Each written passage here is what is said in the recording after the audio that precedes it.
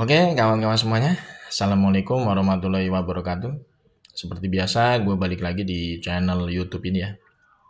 Oke, untuk kesempatan kali ini gue ingin sedikit membahas ini ada berita kelanjutan ya. Memang kemarin juga sudah beredar luas ya di beberapa media mainstream ya. Jadi berita terkait dengan diresmikannya aturan baru oleh KPU yang merahasiakan 16 dokumen dari kandidat capres dan cawapres yang akan berkompetisi di pemilu 2029 besok. Ini tentu mendapatkan protes sangat keras ya dari beberapa kalangan masyarakat ya. Bahkan istilahnya nih harusnya yang bergerak lebih keras lagi protesnya, kritikannya adalah DPR harusnya ya. Karena DPR kan termasuk mitra juga dari KPU harusnya gitu kan ya. DPR itu bisa memanggil sebenarnya komisioner KPU, ketua KPU itu untuk apa? Untuk RDP, rapat dengar pendapat itu. Jadi DPR itu jangan membiarkan gitu ya.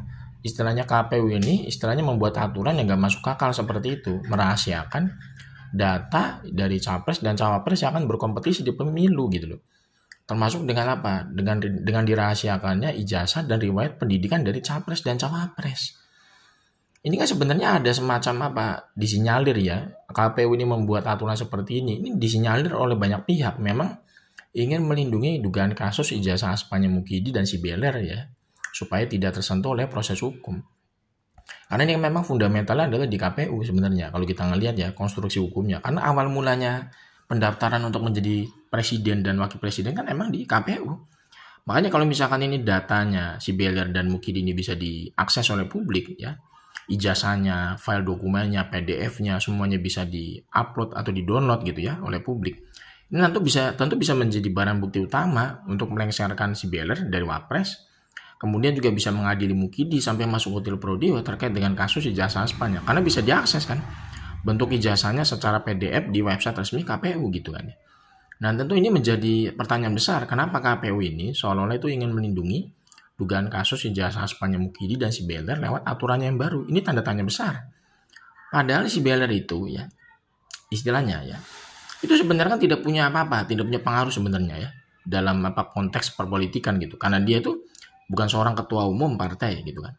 Dan terus yang menjadi pengaruhnya apa dari si Beler itu bisa seolah-olah itu kok kayak diuntungkan oleh peraturan KPU ini. Kemudian dari Mukidi ini bukan siapa-siapa lagi. Mukidi ini adalah warga negara biasa ya. Bukan ketua umum partai gitu kan ya. Tidak memiliki semacam kekuatan apapun gitu sebenarnya. Kok bisa KPU itu seolah-olah tuh kayak seolah-olah tuh kayak melindungi ya Mukidi dan si Beler ini terkait dengan aturan barunya yang merahasiakan dokumen capres dan cawapres terutama riwayat pendidikan dan ijazahnya. Tiba-tiba dirubah gitu loh. Seolah-olah itu KPU itu kayak ketakutan gitu loh. Kalau misalkan Mukidi dan si Beler itu ijazah aspalnya terbongkar di ruang publik kemudian bisa diproses hukum. Aneh. KPU itu kalau misalkan tidak punya masalah, itu nggak perlu istilahnya ada otak-atik aturan, gitu kan ya. Berjalan aja biasa gitu kan, seperti biasa kemarin dari pemilu awal 99 sampai 2024 kemarin. Kemarin kan istilahnya bisa diakses luas, gitu kan ya, ijazah-ijazah dari dokumen riwayat pendidikan capres dan cawapres. Kenapa tiba-tiba sekarang terkait dengan kasus ijazah Spanyol Mukidi dan si Beler ini bisa masuk ke ruang publik gitu ya? Sudah ada sampai masuk ke proses hukum, tiba-tiba kok bikin aturan kayak begitu, merahasiakan riwayat pendidikan dan ijazah dari capres dan cawapres.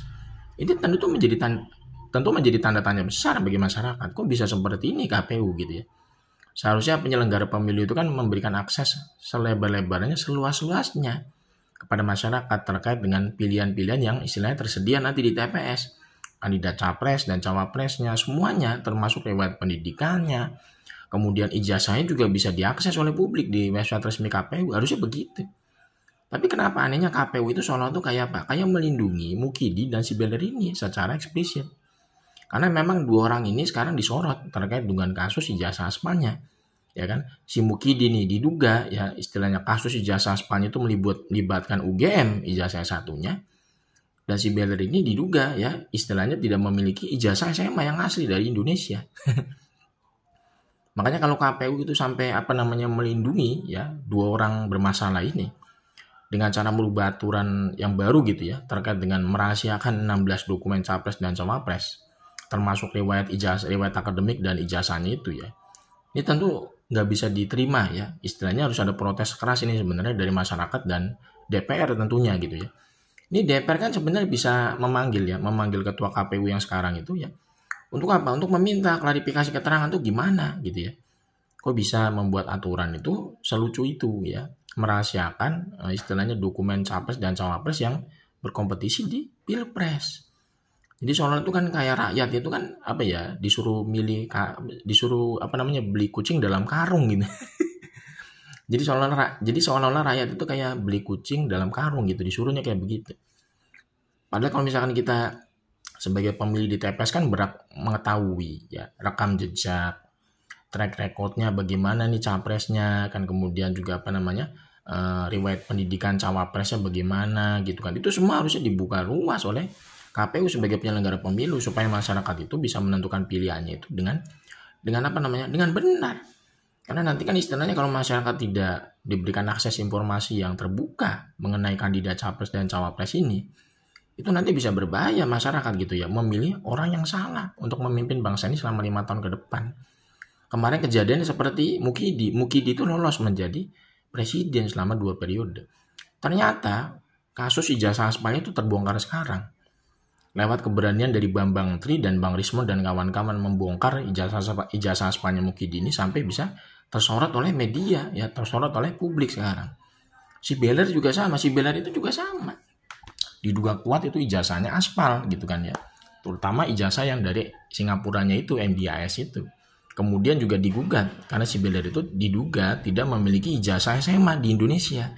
Makanya sekarang si Beler itu sedang digugat di Pengadilan Negeri Jakarta Pusat.